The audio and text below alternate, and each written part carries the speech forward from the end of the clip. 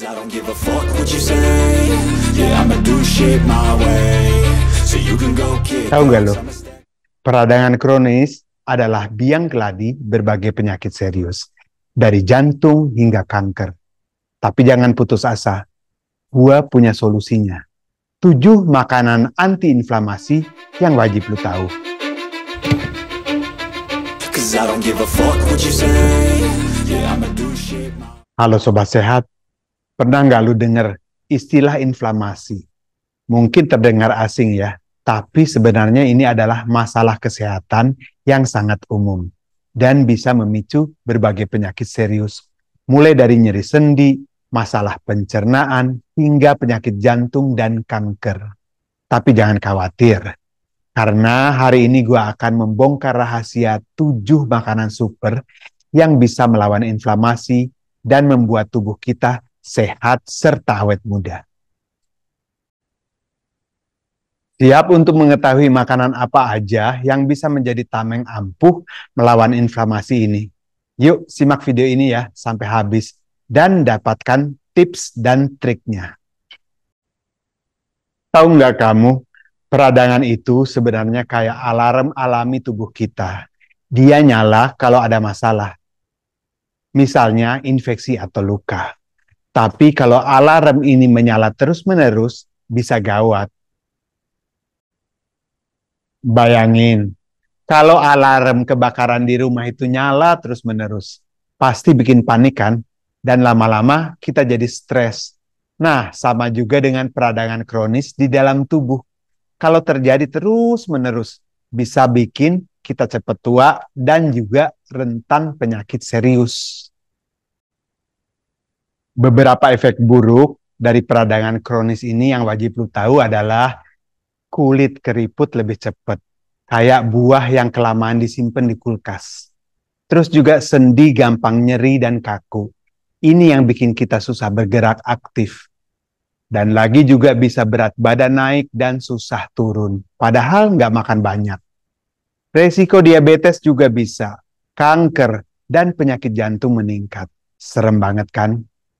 Dan yang lebih parahnya nih, penyebab utama peradangan kronis ini adalah makanan yang kita konsumsi sehari-hari. Misalnya mie instan, gorengan, atau minuman-minuman manis. Lu sadar nggak, kalau makanan yang kita makan sehari-hari itu bisa jadi biang kerok peradangan di tubuh kita. Kalau sering merasa lemas, gampang sakit, atau berat badan juga naik tanpa alasan yang jelas, bisa jadi ini gara-gara makanan. Beberapa zat yang paling sering bikin kita mendapatkan peradangan di tubuh itu bisa naik level gara-gara yang pertama adalah gula dan pemanis buatan. Gula itu kayak musuh bebuyutan tubuh kita ya. Kalau kebanyakan bisa bikin insulin jadi resisten. Dan ujung-ujungnya peradangan di seluruh tubuh. Hati-hati juga ya sama fruktosa tinggi, yaitu HFCS, di soda, di minuman kemasan, dan makanan olahan. Ini bisa bikin inflamasi makin parah. Yang kedua adalah lemak trans dan minyak sayur olahan. Minyak goreng yang sering dipakai ulang dan makanan cepat saji itu biang kerok daripada lemak trans. Ini bisa bikin kolesterol jahat atau LDL naik dan memicu inflamasi di pembuluh darah. Jadi mulai sekarang hindari makanan yang digoreng-goreng ya. Yang ketiga adalah daging merah dan daging olahan. Daging merah itu memang enak, tapi jangan berlebihan juga. Daging merah ini mengandung AGEs ya, atau Advanced Glycation End Products. Ini bisa bikin kita cepat tua dan memicu peradangan. Apalagi daging olahan seperti sosis, nugget, dan dendeng. Ini penuh dengan pengawet dan nitrat yang bikin inflamasi makin menjadi-jadi. Nah, sekarang kita beralih ke makanan yang bisa jadi pahlawan melawan peradangan. Ini dia 7 makanan super yang wajib kamu tahu.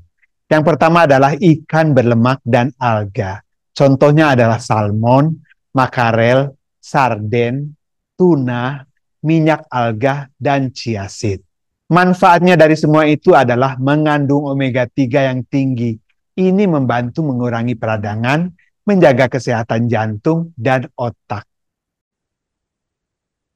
Yang kedua adalah kacang-kacangan dan biji-bijian. Contohnya walnut, almond, flaxseed, chia seed, biji labu, dan kacang mete. Manfaatnya itu kaya akan lemak sehat, protein, dan antioksidan. Ini bisa membantu mengontrol gula darah dan menyehatkan jantung. Yang ketiga adalah sayuran hijau gelap, guys. Contohnya adalah bayam, kale, brokoli, arugula, sawi hijau, collard greens. Manfaatnya itu adalah mengandung polifenol dan vitamin C yang tinggi. Ini bisa melawan stres oksidatif, penyebab peradangan, menjaga kesehatan kulit, dan juga meningkatkan energi. Yang keempat adalah buah beri-berian ya. Contohnya blueberry, blackberry, raspberry, strawberry, cranberry, dan goji berry ya. Manfaatnya itu kaya akan flavonoid dan antosianin yang bisa menekan produksi zat inflamasi dan juga menjaga daya tahan tubuh dan kesehatan otak. Yang kelima adalah herbal dan rempah-rempah. Contohnya adalah kunyit, terutama kunyit segar dan bubuk kunyit dengan kandungan kurkumin yang tinggi. Jahe, bawang putih, kayu manis, cabai rawit, lada hitam. Semuanya mempunyai manfaat. Kunyit itu mengandung kurkumin yang merupakan zat antiinflamasi yang sangat kuat. Jahe dan bawang putih juga memiliki sifat antiinflamasi dan memperkuat sistem imun tubuh kita. Yang keenam adalah makanan fermentasi. Contohnya adalah kimchi, tempe, yogurt dengan bakteri hidup ya, kefir, juga sauerkraut dan kombucha. Mereka mempunyai manfaat mengandung probiotik yang menyehatkan mikrobioma usus. Usus yang sehat itu berkontribusi besar pada kesehatan tubuh secara keseluruhan. Karena sebagian besar sistem imun kita itu ada di usus. Yang ketujuh adalah kacang-kacangan atau legumes ya. Contohnya lentil, kacang hitam, buncis, kacang merah, dan edamame. Manfaatnya itu tinggi serat dan protein nabati, membantu mengontrol gula darah dan mengurangi inflamasi. Dengan mengkonsumsi makanan-makanan yang antiinflamasi ini secara teratur, lu dapat membantu mengurangi peradangan dalam tubuh dan meningkatkan kesehatan serta kualitas hidup secara keseluruhan. Kita lanjut ke bagian yang paling penting ya. Apa yang terjadi kalau kita rajin makan makanan yang antiinflamasi ini? Dalam minggu pertama itu pencernaan akan lebih baik, perut juga nggak mudah kembung, dan perut nggak jadi buncit deh.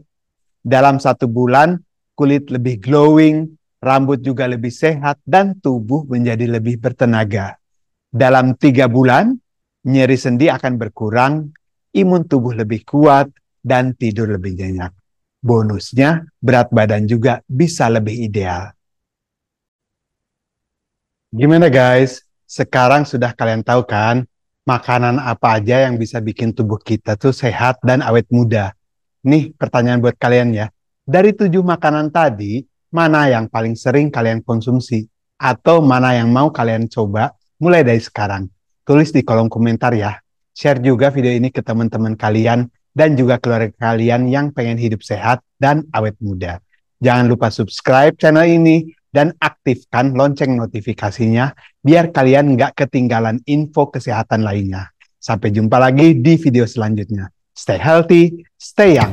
Ciao!